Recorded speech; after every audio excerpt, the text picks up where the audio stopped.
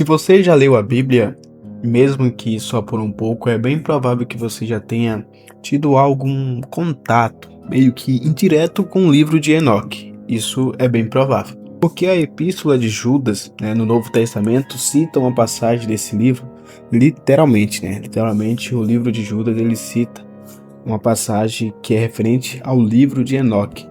E além disso, diversos autores cristãos de origens do Santo Agostinho também mencionaram e comentaram esse texto. Mesmo assim, apesar de toda essa influência, o livro de Enoque é praticamente desconhecido hoje pela maioria dos cristãos.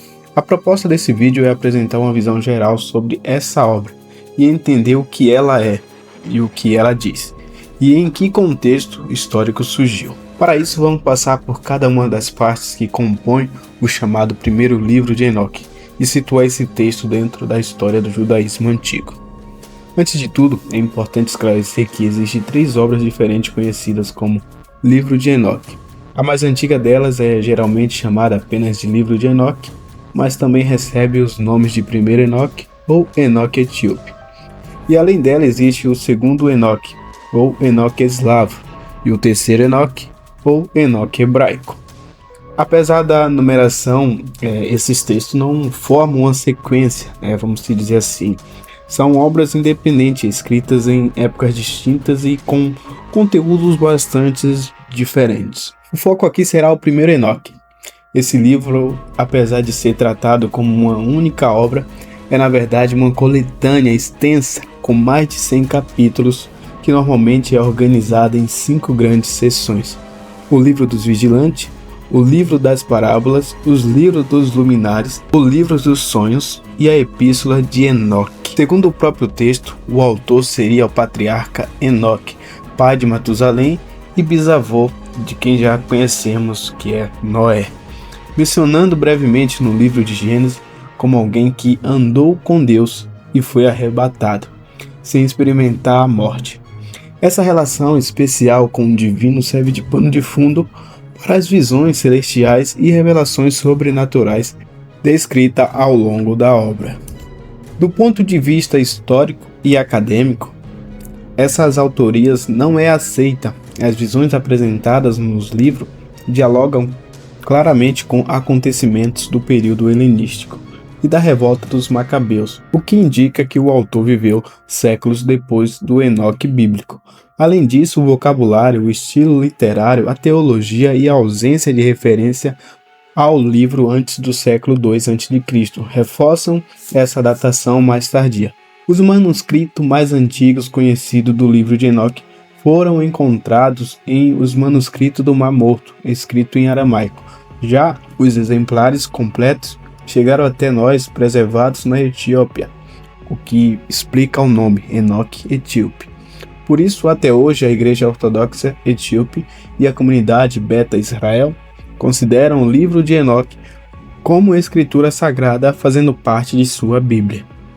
Entrando no conteúdo, a primeira seção é o livro dos vigilantes. Nela, o texto narra a história de anjos que descem à terra, se relacionam com mulheres humanas e geram gigantes violentos.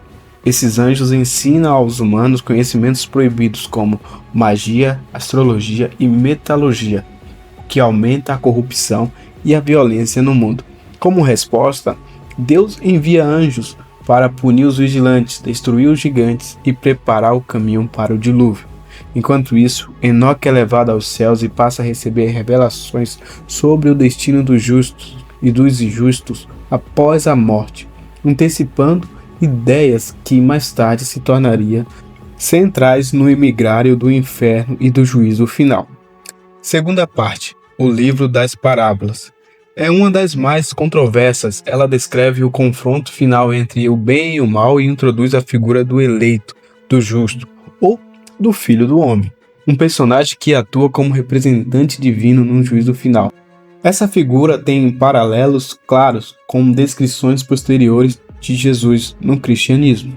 Curiosamente, ao final dessa sessão, o próprio Enoque é identificado como esse filho do homem. É que mais tarde será desenvolvida no judaísmo místico, especialmente na tradição que transforma Enoque na figura angelical ou o Metraton. O livro dos Luminares, por sua vez, tem um caráter mais técnico e cosmológico. Ele descreve o funcionamento do universo, o movimento dos astros e a organização das estações, defendendo a adoção de um calendário solar. Isso não é um detalhe irrelevante, ou seja, o calendário era fundamental para a observância correta das festas e rituais religiosos.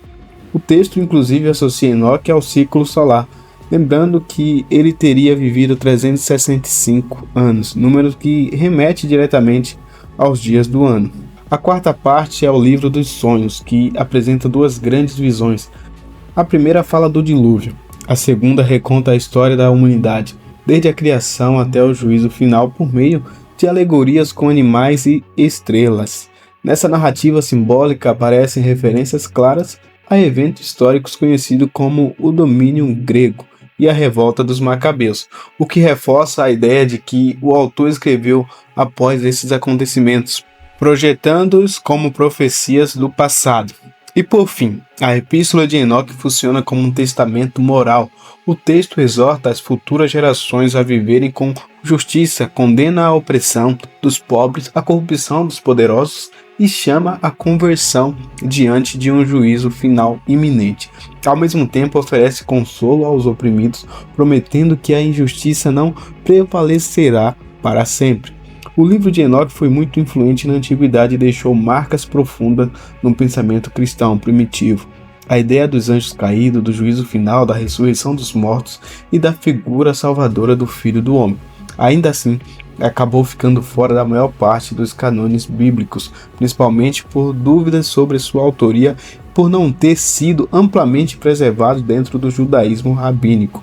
Mesmo fora da Bíblia, o livro de Enoque é fundamental para compreender o imaginário apocalíptico, que moldou tanto o judaísmo do Segundo Templo quanto as origens do cristianismo. Conhecê-lo é essencial para entender de onde vêm muitas ideias que continuam presentes até hoje. Eu agradeço se você assistiu o vídeo até aqui e peço que você se inscreva e que deixe um like, comenta aí para que o YouTube entenda que esse vídeo é relevante e que possa entregar para mais pessoas, para que ela possa obter conhecimento assim como você obteve através desse vídeo. E um forte abraço e muito obrigado.